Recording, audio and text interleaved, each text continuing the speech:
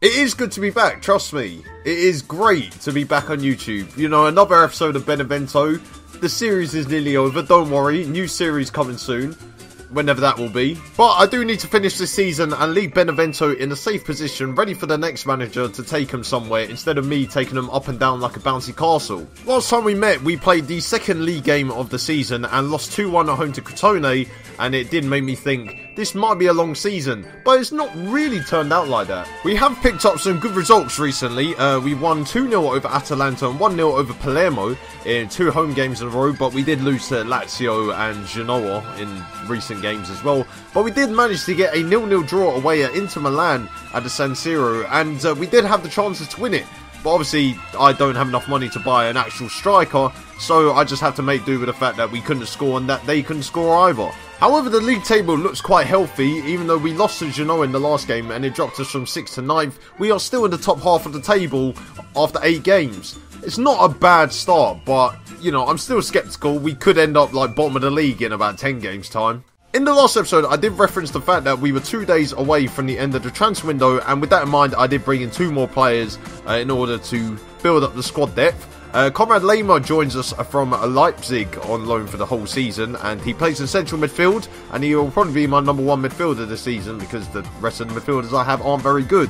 And also, I signed Moussa Diaby thinking that he was a very good prospect at Paris Saint-Germain, looked at his stats, realised I've been scammed. Some other news I forgot to share in the last episode is that we did extend the loan contracts of 2 of our key players, Patrick Catrone and Wazza Keane. Keane will be with us until the end of this season, while Catrone will be with us until the end of next season. I mean, I got him on the cheap. That was literally the only reason I extended the contracts. One of the news items I got in my inbox recently was that one of my players in the youth team has been getting tutoring off Ashley Young, and it did remind me that I still have Ashley Young at the club and he's on £5 a week and I'm never going to play him, so that's another waste of money. And talking of waste of money, Michele Castanetti, who we signed on a free transfer last season and are also paying £5 a week for, I told him to go and find a new club. He said that he wants to stay here and earn some money without actually doing any work. I really need to look at these contracts because apparently I've still got him until 2021. He's like the Italian Jack Rodwell. But before I continue on the path of financially crippling Benevento for the rest of the year, we do move into our game against Chievo. A big game, by the way, because a win here would take us back into the top 6 and the European places. And with that in mind, the back 4 stays exactly the same as it did last episode, but the midfield 2 sees Conrad Lehmer playing alongside Joseph Manala in a pivot sort of formation. They're 2 pivots, that's the only thing I can really say. Unai Lopez plays in the number 10 role behind Patrick Catrone, who is actually the only striker we have. But thankfully we do have 12 substitutes to pick from, including 2 goalkeepers who will never play for me. So that's good. I feel a little bit confident in the fact that I've just seen that Chievo have Fabio Borini in the team, and he's playing left mid. We got this in the bag. I don't know why people are thinking, oh no, Proudy, you're going to lose this game now. No, you said that. We got this in the bag, don't worry. Chievo are 16th, we're 11th in the league. If we win this game, we go up to about 7th. I mean, I've got 1-0 written all over this. To either team.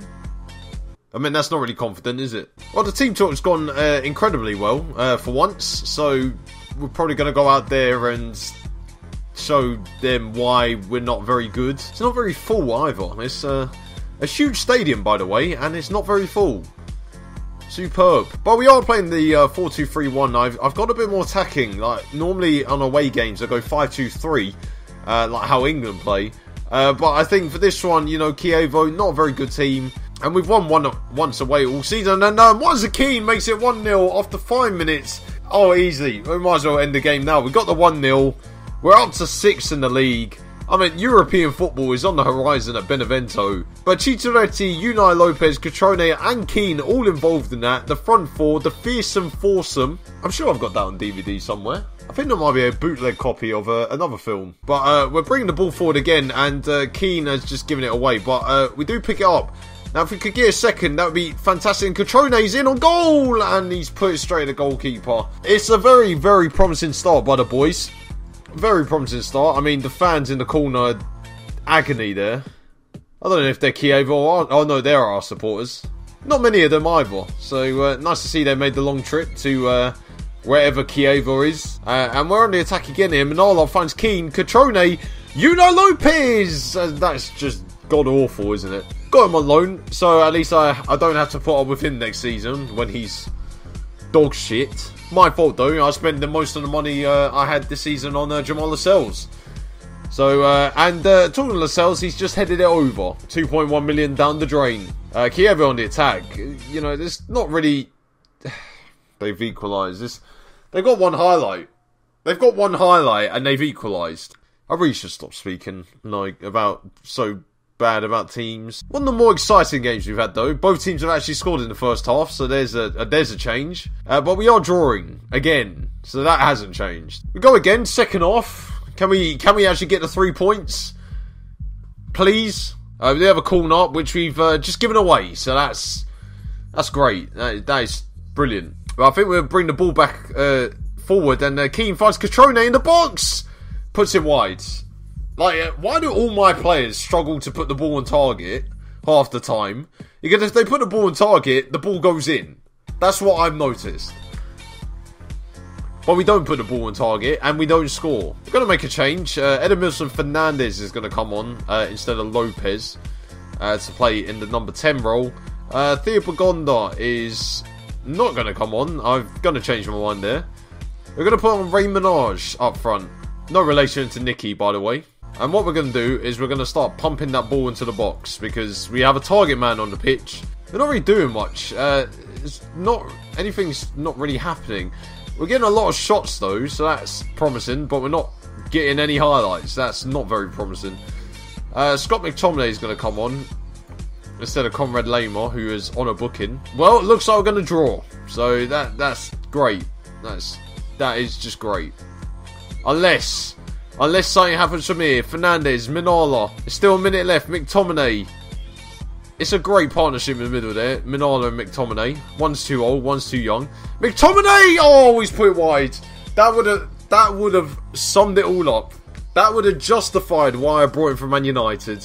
And he's bottled it. Well, we're going to draw Kievo. 2 points dropped. If you think about it, it is 2 points dropped. So, we go again next week. Oh, great. Couldn't even beat Kievo. A relegation threatened side.